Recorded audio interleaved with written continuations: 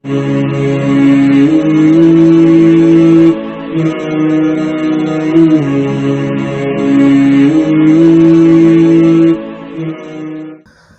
للہ وحدہ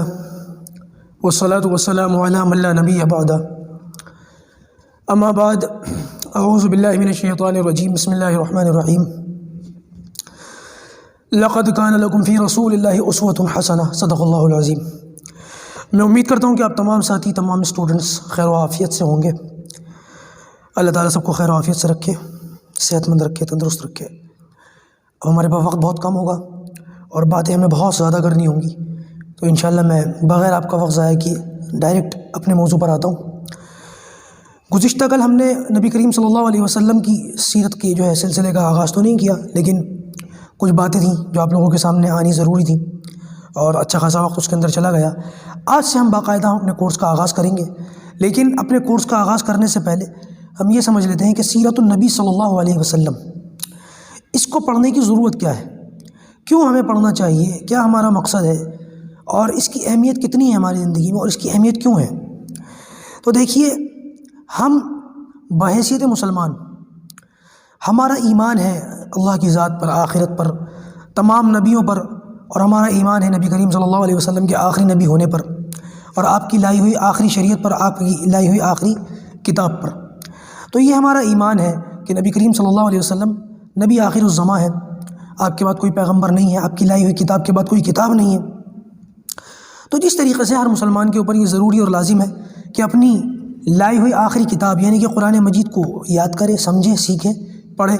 اسی طریقے سے پھر یہ بھی تو ضروری ہے نا کہ قرآن کو لانے والے کی زندگی کو بھی یاد کرے، سمجھے، سیکھے۔ یہ کیسے ہو سکتا ہے کہ ہم قرآن تو سیکھیں مسلمان ہونے کی حیثیت سے، لیکن قرآن والے کو اپنی زندگی میں کوئی اہمیت نہ دیں؟ کیسے ہو سکتا ہے؟ ایک شخص یہ کہے کہ ہاں میں قرآن کا حافظ ہوں، قرآن مجھے یاد ہے، اور اس کو یہی بتانا ہو کہ قرآن لانے والے کی زندگی کیسی تھی، قرآن آیا کیوں، قرآن نازل کیوں کیا گیا، جس مقدس دل کے اوپر قرآن نازل ہوا اس کے حالات کیا تھے، نبی کریم صلی اللہ علیہ وسلم کی زندگی کے حالات کیا تھے، معاملات کیا تھے۔ تو مجھے یہ لگتا ہے کہ قرآن کے ساتھ ساتھ صاحب قرآن کا بھی معاملہ ہماری آنکھوں کے سامنے ہونا چاہیے، یہ بھی ہماری زندگی کا بہت بڑا حصہ ہے۔ لیکن آج سوال یہ اٹھتا ہے کہ نبی کریم صلی اللہ علیہ وسلم کی سیرت کے اوپر ہمارے جو عصری اور دینی دونوں مدارس اور اسکول دونوں کی میں بات کر رہا ہوں، ان کے اندر سیرت کے تعلق سے جو چیپٹرز ہیں یا جو بھی اسلامیات ہیں، جو بھی کتابیں وغیرہ ہمیں پڑھائی جاتی ہیں وہ کتنی ہیں۔ میں مدارس کی بات نہیں کرتا، فی الحال میں عصری تعلیم، عصری اداروں کی بات کرتا ہوں، اسکولوں کی بات کرتا ہوں، کالج اور یونیورسٹیز کی بات کرتا ہوں۔ وہاں پر پڑھائے جانے والا اسلامی سبجیکٹ کیسا اور کتنا ہے، کیا لگتا ہے آپ کو؟ پہلے میں اسکولوں کی بات کروں تو پرانے دور کے اندر جب ہم اپنے بچپن میں اسکول جاتے تھے تو چھوٹے چھوٹے رسالے اور قاعدے ہوتے تھے پلاسٹک کی شکل میں، 4-6 صفحوں کے، 10 صفحوں کے، 20 صفحوں کے۔ اس کے اندر جو ہے تھوڑا بہت کچھ سیرت کے عنوان سے جو کچھ پڑھایا جاتا تھا وہ انتہائی ناکافی ہوتا تھا۔ یعنی اللہ کے رسول صلی اللہ علیہ وسلم کا نام، آپ کے دادا کا نام، آپ کے والد کا نام، آپ کی بیویوں کے نام، مشکل سے یہی سب چیزیں ہوتی تھیں، اور یہ اسلامیات بچوں کے لیے کافی سمجھی جاتی تھی کہ بھائی اتنا پڑھ لو یہ کافی ہے، اس سے آگے کوئی نئی چیز اچھی نہیں ملتی تھی ہمیں۔ اور اللہ حفاظت فرمائے، آج کل جو اسکولوں کا نظام ہے، جو کچھ ایجوکیشن سسٹم کے اندر ہو رہا ہے، میں اس کے اندر ڈیپ میں جاؤں گا تو بات پھر لمبی ہو جائے گی، لیکن آپ دیکھیں کہ اس نظام کے اندر، اس سسٹم کے اندر سیرت کا عنوان ہے، اسلامیات کے چیپٹرز ہیں۔ میرے ساڑو بھائی ہمزلف انتقال ہو گیا، جناب شاہ نواز صاحب میوات انجینئرنگ کالج کے اندر یہ ڈائریکٹر تھے، انتقال ہو گئے، 3 سال ہو گئے۔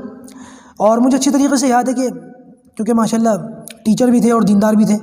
اور خانقاہی جو ہے ان کا نظام بھی تھا، کسی اللہ والوں سے بیعت بھی تھے، تو میں نے کئی مرتبہ دیکھا کہ طلبہ، جو کچھ یونیورسٹی کے طلبہ، کالج کے طلبہ اگزام دیتے تھے، جیسے کہ مجھے خود اچھی طریقے سے معلوم ہے کہ افتاح سے فارغ ہونے کے بعد ہمارے یہاں جو جامعہ ملیہ اسلامیہ ہے اوکھلا کے اندر یونیورسٹی ہے، تو یہاں پر ہم نے اپنے جو ہے گریجویشن کے لیے سبمٹ کیا، تو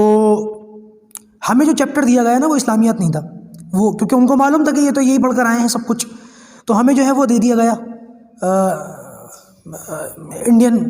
ریلیجن کمپیریٹیو جو ہے وہ دے دیا گیا کہ IRC کر کے، کہ ہندوستان کے اندر جتنے بھی ریلیجس ہیں، جتنے بھی ریلیجن ہیں، ان کا کمپیریزن کیجیے اور اس کو دیکھیے، ان کو پڑھیے، مذاہب کو پڑھیے. لیکن جتنے جو دوسرے اسٹوڈنٹس آ رہے تھے، جو 12ویں کر کے آ رہے تھے، 12th کلیئر کر کے آ رہے تھے، ان کو جب چیپٹر دیا جاتا تھا تو ان کو IRC نہیں دیا جاتا تھا، ان کو اسلامیات دیا جاتا تھا، دینیات دیا جاتا تھا. تو جب اس کے اندر میں دیکھتا ہوں گریجویشن کرنے والے اسٹوڈنٹس، یہ وہ ہیں جو 13ویں کلاس پڑھ رہے ہیں. 13ویں کی بھی اور لگا لو آگے، 12ویں سے پہلے بھی نرسری KG وغیرہ، تو 15ویں 14ویں کلاس پڑھ رہے ہیں، یہ وہ ہیں. اور ان کو جو اسلامیات کا سبجیکٹ دیا گیا ہے اس کے اندر کیا کیا سوالات آ رہے ہیں، کیا سوالات آ رہے ہیں، یہ بتائیے کہ قرآن مجید کا دل کون سا ہے، پیارے نبی کی بیویوں کے نام بتائیے، پیارے نبی کی 4 بیٹیوں کے نام بتائیے. یہ تو بیسک چیزیں ہیں، یہ تو میں سمجھتا ہوں کہ 4-5 سال کے بچے کو یاد ہونی چاہیے. اور یہ سوالات بچوں کو، اسٹوڈنٹس کو دیے جا رہے ہیں جب وہ باقاعدہ جو ہے بڑے ہو گئے ہیں، جوان ہو گئے ہیں، بالغ ہو گئے ہیں. اور اللہ حفاظت فرمائے، میں نے دیکھا کہ جب ڈاکٹر شاہنواز صاحب ہمارے ہمزلف، کہ ان کے پاس جب سوالوں کے جوابات آتے تھے، وہ ان کو چیک کرتے تھے آنسر شیٹس کو، انتہائی عجیب و غریب جوابات. یعنی کہ میں نے خدا کی قسم ضروری نہ ہوتا تو میں آپ لوگوں کے سامنے یہ باتیں بیان نہ کرتا. میں نے خود دیکھا کہ ایک لڑکے نے جواب دے رکھا ہے کہ نبی کریم صلی اللہ علیہ وسلم کی بیوی کا نام بتائیے، اس نے لکھا حضرت فاطمہ. نبی کریم صلی اللہ علیہ وسلم کی سب سے چھوٹی اور لاڈلی بیٹی حضرت فاطمہ تو زہرا رضی اللہ تعالیٰ عنہ، اس بدبخت نے، مسلمان نے یہ لکھ رکھا ہے کہ اللہ کے رسول کی بیوی کا نام فاطمہ. کیا رونا روئیں اور کس طریقے سے سمجھائیں، حالات اتنے زیادہ خراب ہو چکے ہیں. گریجویشن کرنے والے کو یہ نہیں پتا، یہ حالات ہے. تو یہ اس نظام سے ہم گزرے ہوئے ہیں، یہ چیزیں ہم نے دیکھی ہوئی ہیں، اس لیے ہمیں سمجھ میں آتا ہے اور بڑا افسوس ہوتا ہے. تو لہٰذا اب ضرورت اس بات کی محسوس ہوئی کہ یہ ایک سلسلہ آپ لوگوں کے سامنے رکھا جائے اور اس کو شروع کیا جائے. میں باقاعدگی کے ساتھ اپنی کورس کا اب آغاز کرنے لگا ہوں، کیونکہ میں نے ابھی آپ کے سامنے بتا دی کہ سیرت کی اہمیت کیوں ہے، اس کی ضرورت کیوں ہے. اب اس کا ایک اور پہلو سمجھ لیں. دیکھیے، اللہ تبارک و تعالیٰ نے قرآن مجید کے اندر ارشاد فرمایا وما خلقت الجن والانس الا لیعبدون، کہ میں نے انسان کو اور جنات کو صرف اپنی عبادت کے لیے پیدا کیا. تو ہم اس دنیا کے اندر کیوں آئے ہیں؟ اللہ تعالیٰ کی عبادت کے لیے آئے ہیں. اور دنیا کی جتنی چیزیں ہیں جو کچھ نظر آ رہا ہے، چاند، سورج، ستارے اور دن اور رات کا نظام اور بارشوں کا برسنا اور سورج کا نکلنا اور دن اور رات کا آنا اور جانا، یہ سارا کا سارا کس لیے؟ صرف اور صرف انسانوں کے لیے. اللہ تعالیٰ کو ان کی ضرورت نہیں، نہ کبھی تھی نہ کبھی ہوگی. یہ سب کچھ اللہ تعالیٰ نے انسانوں کی ضرورت کے لیے لگایا ہے، اور انسان کو اللہ تعالیٰ نے اپنی عبادت کے لیے پیدا کیا. اب جب انسان کو اللہ تعالیٰ نے اپنی عبادت کے لیے پیدا کر دیا، دنیا کے اندر بھیج دیا، تو اب ضرورت اس بات کی بھی ہے کہ انسان کو دنیا کے اندر آنے کے بعد اس کے پیدائش کا مقصد یاد دلایا جائے کہ تمہیں کیوں پیدا کیا گیا ہے، کیونکہ تمہیں دنیا کے اندر کیوں بھیجا گیا ہے. تو لہٰذا اللہ تعالیٰ نے اس مقصد کے لیے نبیوں کو بھیجا. نبیوں کا سلسلہ ہے آدم علیہ السلام سے لے کے حضرت محمد رسول اللہ صلی اللہ علیہ وسلم تک، کہ وہ ایک ایک کر کے جو ہے انبیاء کرام آئے ہیں اور اپنی قوم کو اللہ تعالیٰ کی دعوت دی ہے، آخرت کی دعوت دی ہے، اور سمجھایا ہے کہ تمہارے دنیا کے اندر آنے کا مقصد کیا ہے، اللہ تعالیٰ نے کیوں بھیجا ہے، کیا ضرورت ہے، اور کون سے کام ایسے ہیں جن کو کرنے سے اللہ تعالیٰ راضی ہوگا، اور کون سے کام ایسے جن کو کرنے سے اللہ تعالیٰ ناراض ہوگا. یہ ساری چیزیں انبیاء کرام نے کھول کھول کر کے بتائی ہیں. یہ انبیاء کرام کے جو ہے دعوت کا جو ہے میدان ہوتا ہے کہ وہ لوگوں کو سمجھائیں دنیا میں آنے کا مقصد کیا ہے، دنیا میں کیوں بھیجے گئے ہو، کیوں دنیا کے اندر تمہیں بھیجا گیا ہے، اور تمہارے دنیا کے اندر پیدائش کا مقصد کیا ہے. تو لہٰذا نبیوں کا جو ہے تعلیم کا ایک طریقہ ہوتا ہے. اب دیکھیے، تعلیم کے بھی کئی طریقے ہوتے ہیں. آج کل تو ایک نیا طریقہ آ گیا، جب سے لاک ڈاؤن لگا ہے، بچے جب سے لاک ڈاؤن لگا ہے تب سے بیچارے بچے گھروں کے اندر بیٹھے ہوئے ہیں، اور اسکرین کے اندر جیسے بھی آپ لوگ ہمیں دیکھ رہے ہیں اسی طریقے سے بچے جو ہے وہ اسکرین کے اوپر ٹیچرس کو دیکھ رہے ہیں. یہ ایک نیا سلسلہ ہے. اب پچھلی جنریشن کا یہ کبھی اس سے واسطہ بھی نہیں پڑا. کچھ معاملات ایسے تھے ریئر سچویشن کے اندر کہ جہاں پر جو ہے وہ انگلینڈ کے اندر اور لنڈن کے اندر بیٹھے ہوئے جو ہے وہ آن لائن کلاسز دے رہے ہیں، اور لوگ ہندوستان کے اندر بیٹھ کر کے کلاسز اٹینڈ کر رہے ہیں، ایگزام دے رہے ہیں، اور باقاعدہ ان کو سرٹیفکیٹس مل جاتے ہیں. یہ ایک ریئر سچویشن کے اندر ہوتا تھا، لیکن اب ایک عام حالات بن گئے. تو تعلیم کا یہ ایک طریقہ، ایک سلسلہ ہمارے سامنے آیا نئے دور کا، اور پتہ نہیں آنے والے دور کے اندر کیا کیا چیزیں دیکھنی پڑ جائیں. لیکن جو تعلیم کا معروف اور مشہور طریقہ ہے وہ ہے بیان اور تقریر اور تحریر وغیرہ، یعنی کتابی اور تحریری طریقہ. کتابیں لکھ کر کے سمجھانا، بیانات وغیرہ کر کے دکھانا، تحریر اور تقریر اس کو کہتے ہیں. تو انبیاء کرام کا عام طور سے یہی طریقہ ہوتا تھا کہ تحریر یا تقریر. نبی کریم صلی اللہ علیہ وسلم نے بھی دونوں طریقے استعمال فرمائے. ابھی آہستہ آہستہ سیرت کے جتنے پہلو ہم دیکھتے رہیں گے، یہ ساری چیزیں آتی رہیں گی. نبی کریم صلی اللہ علیہ وسلم نے اپنے لوگوں کو جو ہے تقریر وغیرہ کر کے، بیانات وغیرہ کر کے جو ہے سمجھایا. اور بادشاہوں کو جو خطوط روانہ فرمائے تو وہ تقریر تھا. اللہ کے رسول تو نبی امی تھے، خود لکھنا نہیں جانتے تھے، لیکن صحابہ کرام اس کام کے لیے آپ اللہ کے رسول صلی اللہ علیہ وسلم کی مدد فرمایا کرتے تھے. خطوط وغیرہ لکھ کر کے باقاعدہ، وہ خطوط بھی انشاءاللہ عز و جل میں دوران سیرت کے دروس کے اندر میں وہ باقاعدہ اس کا عنوان، اس کا خلاصہ آپ لوگوں کے سامنے عرض کروں گا. ان خطوط کے اندر کیا لکھا ہوا ہوتا تھا، کس طریقے سے ان کو دعوت دی جاتی تھی. نبی کریم صلی اللہ علیہ وسلم نے نجاشی کو اور قیصر و کسریٰ کو کس طریقے سے جو ہے یہ سارا سلسلہ چلا ہے، کیسے دعوت دی ہے. تو یہ جو ہے تعلیم کے طریقے نبیوں کے ہوتے تھے. ہمارا ایمان ہے آدم علیہ السلام سے لے کے حضرت محمد رسول اللہ صلی اللہ علیہ وسلم جتنے انبیاء کرام آئے ہیں وہ سارے کے سارے جو ہے معصوم تھے، اور سب کی دعوت ایک ہی تھی، اللہ تعالیٰ کی ذات پر ایمان لانا، آخرت پر ایمان لانا. اور تمام نبیوں کا درجہ نبوت جو ہے درجہ نبوت کے اعتبار سے سب کا درجہ برابر ہے. تو اب سوال یہ اٹھتا ہے، ہم سے کوئی پوچھ لے، کوئی جو ہے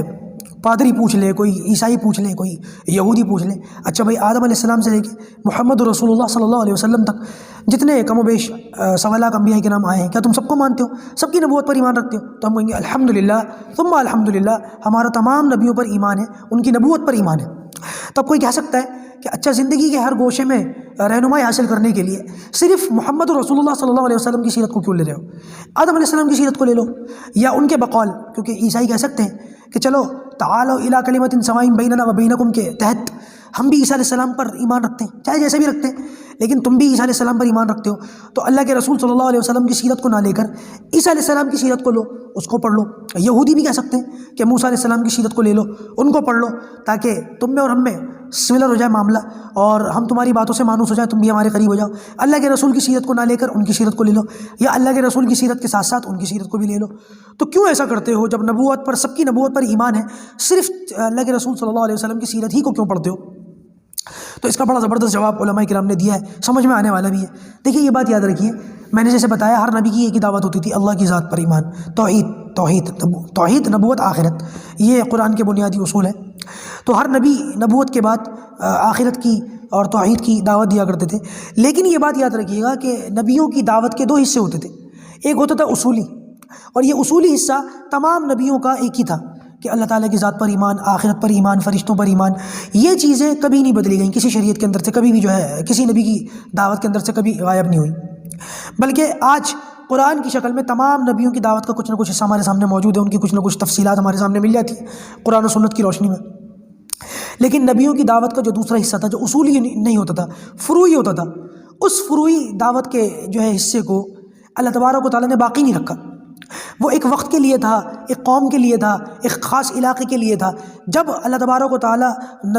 نبیوں کو بھیجتے تھے اور وہ نبی اپنی قوم کو دعوت دیتے تھے، ان کو سمجھاتے تھے، ان کی اپنی زبان ہوتی تھی، ان کا اپنا ماحول ہوتا تھا. انبیاء کرام اپنی زبان میں، اپنے ماحول میں، اس دور کے اعتبار سے اس قوم کے لوگوں کو دعوت دیتے تھے، اور وہ قوم بعض ان پر ایمان لاتے تھے، بعض ایمان نہیں لاتے تھے. جو ایمان لاتے تھے نجات پا جاتے تھے، جو ایمان نہیں لاتے تھے عذاب کے ہلاک ہوتے تھے.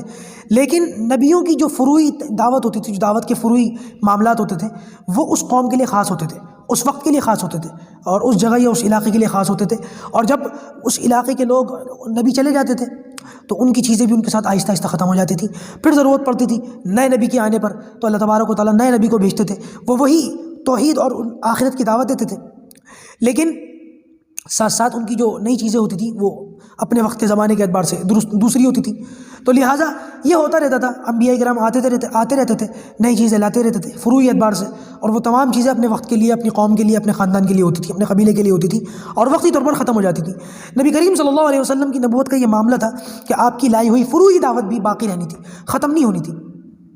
اور یہی وجہ بھی ہے کہ نبی کریم صلی اللہ علیہ وسلم کی آج تک تمام چیزیں محفوظ ہیں، اور ایسی محفوظ ہیں جو کسی نبی کی جو ہے تعلیمات کے اندر اور تاریخ کے اندر ان کی حفاظت کا ایسا انتظام اللہ تبارک و تعالیٰ نے نہیں کیا جیسا کہ انتظام نبی کریم صلی اللہ علیہ وسلم کی تعلیمات کا اللہ تعالیٰ نے فرمایا. دیکھیے ہم یہ کہہ سکتے ہیں کہ نبی کریم صلی اللہ علیہ وسلم سے پہلے جتنے انبیاء کرام آئے ہیں اللہ تبارک و تعالیٰ نے، ظاہر سی بات ہے کہ نبیوں کی زندگی نامکمل اور ادھوری تو تھی نہیں، تمام نبیوں کی زندگی مکمل تھی، ان کی نبوت مکمل تھی، لیکن ان چیزوں کو باقی نہیں رکھا گیا۔ ہم یہ نہیں کہہ سکتے اللہ تعالیٰ ہمارے منہ میں خاکم بدے یہ بات کہتے ہوئے کہ ہم یہ کہیں کہ ان نبیوں کی زندگی میں کوئی چیز ادھوری رہ گئی تھی یا ان کا پیغام ادھورا رہ گیا تھا۔ نہیں، ہم یہ نہیں کہتے، ہم یہ کہتے نہیں، ان کی زندگی مکمل تھی، ان کا پیغام مکمل تھا، لیکن ان کی چیزیں باقی نہیں رہ سکیں پوری دنیا کے لیے، رہتی دنیا تک۔ مثال کے طور پر اگر یہودی یہ کہتے ہیں کہ تم حضرت محمد رسول اللہ صلی اللہ علیہ وسلم کے ساتھ ساتھ موسیٰ علیہ السلام کی سیرت کو بھی لے لو، تو ہم یہ کہہ سکتے ہیں کہ وہ بتاؤ، اگر ہمیں موسیٰ علیہ السلام کی سیرت سے یہ دیکھنا پڑ جائے کہ جنگ کی نوبت جب آ جائے تو کیا کرنا چاہیے، غزوہ کے معاملات کیا ہوتے ہیں، تو ظاہر سی بات ہے کہ موسیٰ علیہ السلام کی ساری زندگی غزوات اس میں ہے ہی نہیں، غزوہ کی نوبت ہی نہیں آئی۔ ہاں، ان کی قوم کو حکم تھا کہ جاؤ قوم عمالقہ سے جا کر کے جہاد کرو، لیکن انہوں نے نہیں کیا، بیٹھے رہتے تھے فرصت کے لمحات کے اندر سوچتے رہتے تھے کہ کس طریقے سے بیت المقدس فتح ہو جائے، حالانکہ ان کی زندگی نے وفا نہیں کی، انتقال فرما گئے اور چلے گئے اس دنیا سے۔ اور ان کے بعد کی بنی اسرائیل کی جو دوسری نسل تھی انہوں نے پھر جہاد کیا، لیکن موسیٰ علیہ السلام کی زندگی میں جہاد نہیں ملتا۔ اب آپ بتائیں، دنیا یہود اس بات کا جواب دے کہ اگر ہمیں غزوات کے اندر اپنی رہنمائی لینی ہو موسیٰ علیہ السلام کی زندگی سے تو کس طریقے سے لیں گے؟ ہے کوئی طریقہ؟ حالانکہ جو کچھ ان کے پاس تورات وغیرہ کی شکل میں آج موجود ہے وہ انتہائی غیر معتبر ہے، اس کا کوئی اعتبار نہیں کیا جا سکتا، لیکن اگر 1% کے لیے ہم جو ہے مان لے کہ چلو اس کا اعتبار کر لیا، ہم نے یقین کر لیا اس کا، تب بھی یہ چیزیں اس کے اندر نہیں ملتی۔ تو یہ چیزیں جو ہے یہودی اس بات کا جواب دینے سے قاصر ہے۔ اسی طریقے سے عیسیٰ علیہ السلام کے تعلق سے بات کر لیتے ہیں کہ اگر عیسائی کہتے ہیں کہ ان کی سیرت کو، عیسیٰ علیہ السلام کی سیرت کو لے لو تو کس طریقے سے ہمیں رہنمائی ملے گی؟ بتائیں، عیسیٰ علیہ السلام نے شادی تو کی نہیں تھی، نکاح تو آپ کا ہوا نہیں تھا، تو اگر عیسائیوں کو ازدواجی زندگی کے اندر اپنی رہنمائی لینی ہو کہ بیویوں کے ساتھ کیا سلوک کرنا چاہیے اور بیویوں کو شوہروں کے ساتھ کیا سلوک کرنا چاہیے، تو یہ چیپٹر حضرت عیسیٰ علیہ السلام کی زندگی سے خالی ملتا ہے ہمیں۔ اسی طریقے سے عیسیٰ علیہ السلام چونکہ ان کا اپنا کوئی گھر تھا نہیں، اللہ تعالیٰ کی طرف سے حکم تھا، بستی بستی گھوم گھوم کر لوگوں کو دعوت دیتے تھے، دین سکھاتے تھے، تو لہٰذا تجارت بھی انہوں نے نہیں کی۔ تو اگر کوئی شخص یہ کہے کہ عیسیٰ علیہ السلام کی زندگی سے ہمیں سیرت ان کا پہلو اٹھا کر کے اس سیرت کو بچوں کو پڑھانا چاہیے تاکہ عیسائی بھی خوش ہو جائیں اور عیسیٰ علیہ السلام اللہ کے نبی ہونے کی حیثیت سے مسلمان جو ہے ان کو دیکھ بھی لیں، تو بھائی تجارت کے معاملات کیسے آئیں گے، معاملات کا دین کیسے سمجھ میں آئے گا، ٹریڈ وغیرہ کیسے سمجھ میں آئیں گے، کیونکہ ان کی زندگی میں یہ چیزیں ہیں ہی نہیں۔ اسی طریقے سے موسیٰ علیہ السلام ہو یا عیسیٰ علیہ السلام ہو، انہوں نے حکومت تو کی نہیں، تو لہٰذا حکومت کی جو ہے پالیسی کیا ہوگی، سیاست کیسے کرنی چاہیے، یہ ساری چیزیں ان انبیاء کرام کی زندگی سے جب ہمیں خالی ملتی ہیں تو باقی پھر دوسرے انبیاء کرام جو درجہ نبوت میں، اگرچہ اللہ تعالیٰ نے سب کا معاملہ جو ہے وہ نبیوں کا افضلیت کے معیارات ہیں، کسی کو اللہ تعالیٰ نے کلیم اللہ بنایا، کسی کو نجی اللہ بنایا، کسی کو روح اللہ بنایا، کسی کو خلیل اللہ بنایا، ان کے درجات ہیں۔ بہرحال جب ان جلیل القدر پیغمبروں کی زندگی میں ہمیں یہ چیزیں نہیں ملتی تو پھر اور دوسرے انبیاء کرام کے اندر ہمیں کس طریقے سے رہنمائی ملے گی؟ قربان جائیے اللہ تبارک و تعالیٰ نبی کریم صلی اللہ علیہ وسلم پر کہ کیسے نبی کریم صلی اللہ علیہ وسلم کی ایک ایک چیز اللہ تبارک و تعالیٰ نے محفوظ فرما دی۔ میں غزوات کی بات کر رہا تھا، نبی کریم صلی اللہ علیہ وسلم کی مختصر سی زندگی میں ہجرت کے بعد 40 سال نبوت کو ہوئے اور نبوت کے 13 سال اللہ کے رسول صلی اللہ علیہ وسلم نے مکی دور گزارا، پھر مکے سے ہجرت کر کے جب اللہ کے رسول مدینہ کے اندر گئے ہیں تو یہ 10 سال ایک کے بعد ایک جو ہے غزوات کی جھڑی لگ گئی، بدر آیا، احد آیا اور خیبر بھی آیا اور پتہ نہیں کون کون سے غزوات آئے، سب کی انشاءاللہ بالتفصیل میں سیرت کورس کے اندر بات کروں گا، اس کے اندر کس طریقے سے کیا پوزیشنز تھیں۔ بالکل غزوات کا ایک دوسرے سے معاملہ الگ ہے، بدر کا معاملہ الگ ہے، احد کا معاملہ الگ ہے، بدر میں فتح ہوتی ہے، احد کے اندر بظاہر شکست ہو جاتی ہے اور کہیں پر اقدام ہے، کہیں پر ڈیفینڈ ہے، تو یہ ساری چیزیں دیکھنے کو ملتی ہیں انبیاء کرام کی زندگی ان چیزوں سے، بلکہ یہ تو بڑی بڑی چیزیں ہیں۔ نبی کریم صلی اللہ علیہ وسلم کی زندگی اتنی زیادہ وسیع کھلی کتاب ہے کہ چھوٹی چھوٹی چیزیں، وہ چیزیں جو زندگی کا بڑا پرائیویٹ حصہ سمجھا جاتا ہے، اس کو بھی اللہ تبارک و تعالیٰ نے امت کے لیے باقی رکھا۔ دیکھیے صحابہ کرام کیسے کیسی چیزوں کو پوچھا کرتے تھے اور کیسی کیسی چیزیں اللہ تعالیٰ نے محفوظ فرما دی۔ امی عائشہ صدیقہ رضی اللہ تعالیٰ عنہ فرماتی ہیں کہ نبی کریم صلی اللہ علیہ وسلم میرے ساتھ جب کھانا کھاتے تھے تو جب میں کوئی ہڈی چوستی تھی، ہڈی وغیرہ چوس کر جب میں اس کو دسترخوان پر رکھتی تھی تو نبی کریم صلی اللہ علیہ وسلم محبت کا اظہار فرمانے کے لیے، بیوی سے محبت کا اظہار ہوتا ہے نا، اللہ کے رسول صلی اللہ علیہ وسلم محبت کا اظہار فرمانے کے لیے اس ہڈی کو اٹھاتے تھے اور پھر جس جگہ میں نے ہونٹ لگائے ہوتے تھے، قربان جائیے کتنی باریک چیزوں کو ہمارے سامنے کھول کر کے بیان کیا جا رہا ہے تعلیم کے طور پر کہ بیویوں سے اس طریقے سے محبت کرنی چاہیے، ازدواجی تعلقات اس طریقے سے قائم رکھنے پڑیں گے۔ تو نبی کریم صلی اللہ علیہ وسلم اما عائشہ فرماتی ہیں کہ محبت کے اظہار کے طور پر اللہ کے رسول اپنے ہونٹ مبارک اسی جگہ لگا کر ہڈی کو چوستے تھے جس جگہ لگا کر میں نے ہڈی کو چوسا ہوتا تھا۔ اور یہ دیکھیں مدینہ کتنا شرم جو ہے حیا کا دور ہے، صحابہ کرام کا دور ہے، خیر القرون کا دور ہے، کہ لوگ شرم و حیا کے یعنی کہ پردہ اس دور سے زیادہ کس دور میں کیا گیا ہوگا؟ صحابہ کرام سے زیادہ کون جو ہے جو پردہ کیا گیا کسی نے کیا ہوگا؟ لیکن اس دور کے اندر بھی یہ ساری چیزیں دیکھی گئیں، کی گئیں اور ان کے معاملات کیے گئے۔ تو نبی کریم صلی اللہ علیہ وسلم کے تعلق سے ایک حدیث ملتی ہے، پردے کا دیکھیے کتنا زبردست اہتمام ہے کہ ایک صحابی کہتے ہیں یا رسول اللہ، میں نے جو ہے ایک مرتبہ فرماتے ہیں کہ ایک شخص ہیں وہ کہتے ہیں کہ یا رسول اللہ میں دیکھ رہا تھا، میں نے دروازے کے جھیری میں سے دیکھ لیا تھا کہ آپ کنگھی کر رہے تھے، کسی وجہ سے وہ اللہ کے رسول صلی اللہ علیہ وسلم سے بات نہ کر سکے تو دروازے کے اندر سے جھانک لیا اور اللہ کے رسول کو کنگھی کرتے ہوئے دیکھ لیا۔ تو اللہ کے رسول صلی اللہ علیہ وسلم نے ارشاد فرمایا اگر مجھے پتا ہوتا کہ تم دیکھ رہے ہو تو اسی کنگھی سے میں تمہاری آنکھ پھوڑ دیتا۔ یعنی یہ ناراضگی کا اظہار فرمایا اس بات کے اوپر کہ کسی کے اندر بغیر اجازت کے جھانکنا کیسے تمہارے لیے، یعنی کہ جہاں تک فرماتے ہیں بزرگان دین کہ جہاں تک انسان کی نظر چلی جاتی ہے انسان وہاں تک داخل ہو گیا گھر کے اندر۔ آپ اندازہ لگائیں کہ اتنا بے حیائی کو ناپسند کیا گیا، اس کے باوجود ان چیزوں کو اتنا کھول کھول کر کے بیان کیا گیا۔ اور مدینہ کے اندر صحابہ کرام شرماتے نہیں تھے ان باتوں کو پوچھنے میں، باقاعدہ پردے کے اندر آ کر صحابہ کرام ازواج مطہرہ سے سوال پوچھتے تھے کہ نبی کریم صلی اللہ علیہ وسلم کا یہ معاملہ کیسا تھا اور یہ معاملہ کیسا تھا، باقاعدہ بیان کیا گیا۔ ممبر کے اوپر سے اللہ کے رسول صلی اللہ علیہ وسلم جیسے جمعے کے اندر علماء کرام بیٹھے ہوئے ہوتے ہیں خود ممبر کے اوپر اور پوچھتے ہیں، کوئی مسئلہ پوچھ لے، ایسی کسی نے پوچھا یا رسول اللہ آپ سب سے زیادہ کس سے محبت کرتے ہیں؟ نبی کریم صلی اللہ علیہ وسلم نے بھرے مجمع کے اندر ارشاد فرمایا میری بیوی عائشہ سے۔ بھلا آج کوئی عالم اپنی کسی بیوی کا نام لے کر کے جو ہے ممبر سے کہہ دے تو لوگ کیا کہیں گے؟ ذرا بڑا زن مرید ہے بھائی، تو بیوی کا جو ہے وہ ہے۔ آج کل کا یہ معاملہ ہے۔ اللہ کے رسول ان باتوں میں شرم حیا محسوس نہیں کرتے تھے۔ انہوں نے کہا یا رسول اللہ میں پوچھ رہا ہوں مردوں میں کس سے محبت کرتے ہیں؟ تو آپ نے فرمایا اس کے باپ ابو بکر سے، امی عائشہ سے، یا اس کے والد جو ہے ابو بکر سے۔ تو یہ معاملہ جو ہے اتنا کھلا ہوا ہے، یہاں تک کہ آپ دیکھیں کہ بیت الخلاء کے اندر بیٹھنے کا جو معاملہ ہے، نبی کریم صلی اللہ علیہ وسلم کی ایک ایک چیز، ایک ایک ادا اتنی جو ہے محبوبانہ طریقے سے محفوظ رہی ہے۔ اللہ کے رسول صلی اللہ علیہ وسلم کا آنا، آپ کا جانا، آپ کی چال مبارک، آپ کے بال مبارک، آپ کی داڑھی مبارک، آپ کی آنکھیں مبارک، آپ کی ناک مبارک، آپ کے ہونٹ مبارک، آپ کے دانت مبارک، آپ کی زبان مبارک، آپ کے کان مبارک، چہرے کا رنگ، پگڑی مبارک، اور سر اور داڑھی میں 17 بال سفید تھے، کتنے بال کالے تھے، کتنے سفید تھے، ہاتھ کیسے تھے، انگلیاں کیسی تھی، پوروے کیسے تھے، اللہ کے رسول صلی اللہ علیہ وسلم چلتے کیسے تھے، اٹھتے کیسے تھے، بیٹھتے کیسے تھے، لیٹتے کیسے تھے، سوتے کیسے تھے، نبی کریم صلی اللہ علیہ وسلم جو ہے وہ آرام کیسے فرمایا کرتے تھے، غصہ کیسے ہوا کرتے تھے، مسکراتے کیسے تھے، ہنستے کیسے تھے، خوش کیسے ہوتے تھے، مذاق کیسے کرتے تھے، نبی کریم صلی اللہ علیہ وسلم کھاتے کس طریقے تھے، چباتے کس طریقے سے تھے اور پیتے کس طریقے سے تھے، حتیٰ کہ نبی کریم صلی اللہ علیہ وسلم بیت الخلاء میں کس طریقے سے بیٹھتے تھے۔ آج تو کوئی بڑے سے بڑا دیندار متقی پرہیزگار اپنی اس سچویشن کو لوگوں کے سامنے کھولنے سے شرم محسوس کرے گا، اللہ کے رسول صلی اللہ علیہ وسلم نے یہ چیز بھی امت کے سامنے بیان کر دی۔ مکی دور کے اندر زمانہ جاہلیت میں لوگ اس بات کو سمجھتے تھے کہ بیت الخلاء اپنی ضرورت پوری کرنا، ٹوائلٹ کے اندر جا کے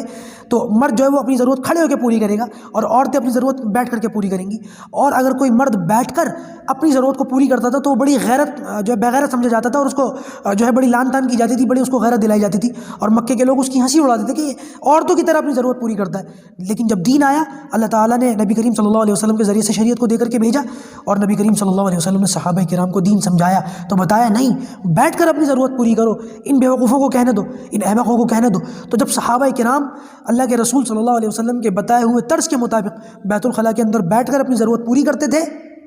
تو لوگ مذاق اڑاتے تھے، کہتے تھے کہ تمہارے نبی نے یہ چیزیں بھی تمہیں سکھائی ہیں؟ تو صحابہ کرام بطور فخر اس بات کو کہتے تھے ہاں الحمدللہ ہمارے پیغمبر نے یہ چیزیں بھی ہمیں سکھائی ہیں، اور ہم جانوروں کی طرح اپنی ضرورت کو کھڑے ہو کر کے پورا نہیں کرتے۔ کہ تمہیں لگتا ہے کہ عورتوں کا طریقہ ہے، لیکن اللہ کا فضل ہے ہمارے پیغمبر نے ہمیں یہ چیزیں سکھائی ہیں، اور دین اسلام ہماری یہاں پر بھی رہنمائی کرتا ہے۔ تو یہ ایک سیرت کا چیپٹر ہے، یہ ایک سیرت کا عنوان ہے کہ اس وجہ سے ہمیں نبی کریم صلی اللہ علیہ وسلم کی مبارک زندگی کو، آپ کی جو ہے سیرت کو دیکھنا پڑے گا، سمجھنا پڑے گا، تاکہ ہماری زندگی کے ہر گوشے میں ہماری رہنمائی ہو سکے۔ تو یہ نبی کریم صلی اللہ علیہ وسلم کی زندگی کے اندر اتنا اتار و چڑھاؤ ملتا ہے۔ آپ دیکھیں کہ کیسے نبی کریم صلی اللہ علیہ وسلم کی زندگی میں فخر و فاقہ بھی ہے اور مال غنیمت کی بہتات بھی ہے۔ ایک موقع ایسا بھی ہے کہ جب نبی کریم صلی اللہ علیہ وسلم بالکل اکیلے اپنے ایک یار غار کے ساتھ، ابو بکر صدیق رضی اللہ تعالیٰ عنہ کے ساتھ، سب کچھ چھوڑ چھاڑ کے گھر بار وغیرہ چھوڑ دیا، شہر چھوڑ دیا، رشتہ دار چھوڑ دیے، خاندان چھوڑ دیا، اور بالکل جو ہے اکیلے ہو کر کے مدینے کی طرف جا رہے ہیں، اور ایک دور وہ بھی ہے کہ جب نبی کریم صلی اللہ علیہ وسلم فاتحانہ انداز میں مکے کے اندر داخل ہو رہے ہیں، اتنا اتار چڑھاؤ ہے، جیسے وَتِلْكَ الْأَيَّامُ نُدَاوِلُهَا بَيْنَ النَّاسِ، قرآن کہتا ہے نا کہ لوگوں کی زندگی میں وقت بدلتا رہتا ہے، تو ہماری زندگی میں بھی وقت بدلتا ہے۔ بہت سارے لوگ ایسے ہیں جو کبھی مالدار ہوتے ہیں غریب ہو جاتے ہیں، کبھی غریب ہوتے ہیں مالدار ہو جاتے ہیں، خوشحال ہوتے ہیں پریشان ہو جاتے ہیں، پریشان ہوتے ہیں خوشحال ہو جاتے ہیں۔ تو ایسے ہماری زندگی میں اتار چڑھاؤ آتا رہتا ہے، کبھی ہم جوان ہوتے ہیں، بوڑھے ہوتے ہیں، ماں باپ بنتے ہیں، اولاد ہوتے ہیں، ہر طرح کا جو ہے پہلو اللہ تعالیٰ دنیا کے اندر دکھاتا ہے، اپنی زندگی کے اندر ہمیں گزارتا ہے۔ تو لہٰذا نبی کریم صلی اللہ علیہ وسلم کو بھی اللہ تبارک و تعالیٰ نے ان کی زندگی کے اندر الگ الگ ادوار سے گزارا، زندگی کے الگ الگ پہلوؤں سے گزارا۔ اس لیے ہمیں رہنمائی لینی چاہیے اللہ کے رسول صلی اللہ علیہ وسلم کی سیرت سے، کہ جیسے ہماری زندگی میں اتار چڑھاؤ آتا ہے، اللہ کے رسول کی زندگی میں بھی اتار چڑھاؤ اسی طریقے سے آیا ہے۔ تو لہٰذا ہمیں اس میں رہنمائی لینی چاہیے، پریشان نہیں ہونا چاہیے، مایوس نہیں ہونا چاہیے۔ آپ صلی اللہ علیہ وسلم کی زندگی ہمارے لیے نمونہ ہے، اس سے سبق حاصل کرنا چاہیے۔ اس پر آپ صلی اللہ علیہ وسلم کی سیرت پر اتنا کام ہوا ہے اور اتنی کتابیں لکھی گئی ہیں، صرف مسلمانوں نے نہیں، غیر ایمان والوں نے بھی، یہودیوں نے بھی، ہندوؤں نے بھی، عیسائیوں نے بھی، اور نہ جانے بدھوں نے بھی کتابیں لکھی ہیں الگ الگ زبانوں میں، عربی کے اندر، انگلش کے اندر، فارسی کے اندر، اردو کے اندر، اور نہ جانے کون کون سی زبانوں کے اندر آپ صلی اللہ علیہ وسلم کے اوپر کتابیں لکھی گئی ہیں، کئی کئی جلدوں کے اوپر۔ وہ ان لوگوں کا معاملہ ہے کہ انہوں نے کس طریقے سے لکھی ہیں۔ ہاں یہ تو ہے کہ انہوں نے لکھی پازیٹیو وے میں، ایسے نہیں کہ کاؤنٹر کر رہے ہیں۔ نبی کریم صلی اللہ علیہ وسلم کی زندگی تاریخ کے حساب سے اگر اٹھا کر کے دیکھیں، مذہبی حیثیت کو ایک طرف رکھ کر، تو آپ دیکھیں ایک شخص ایسا ہے جو عرب کے دور کے اندر آ کر پوری قوم کی زندگی بدل دیتا ہے، اور پوری قوم کا معاملہ ایک دم سے چینج ہو جاتا ہے۔ تو یہ وہ چیز ہے جس سے غیر مسلم بھی جو ہے اپنے دامن کو بچا نہیں سکے، اور آپ صلی اللہ علیہ وسلم کی زندگی کو لکھنے پر مجبور ہو گئے۔ لیکن ہمارا جو معاملہ ہے وہ نبی کریم صلی اللہ علیہ وسلم سے عقیدت کا ہے، محبت کا ہے، اور آپ صلی اللہ علیہ وسلم پر ایمان کا ہے۔ تو انشاءاللہ ان چیزوں کو ہم دیکھیں گے، سیکھیں گے، سمجھیں گے، جانیں گے، تاکہ ہماری زندگی کے اندر آپ صلی اللہ علیہ وسلم کی سیرت سے مکمل رہنمائی حاصل ہو سکے۔ میں سمجھتا ہوں کہ آج بھی جو ہے کافی وقت ہو گیا، جیسے کہ میں نے کہا تھا بہت مختصر وقت ہے، 2 مہینے کا وقت ہے، اور 15-20 منٹ کے اندر اس کو سمیٹنا تقریباً ناممکن ہے۔ تو میری کوشش یہ رہے گی کہ کم سے کم وقت، ابھی بھی میں نے بہت مختصر کیا ہے، بہت یقین مانیے گا، خدا کی قسم میں نے بہت مختصر کیا ہے۔ اس میں مجھے اور جو ہے وقت لگ جاتا، شاید پونا گھنٹہ 1 گھنٹہ لگ جاتا، لیکن میں نے اپنی جانب سے کوشش کی ہے کہ بات کو سمیٹ کر آپ کے سامنے پیش کروں۔ جو کہا گیا سنا گیا، اللہ پاک اس پر عمل کرنے کی توفیق عطا فرمائے۔ انشاءاللہ کل سے ہم اپنے کورس کا آغاز کریں گے اور سیرت کی شروعات کر دیں گے۔ پروردگار عمل کی توفیق عطا فرمائے، آسان فرمائے۔ السلام علیکم ورحمۃ اللہ وبرکاتہ۔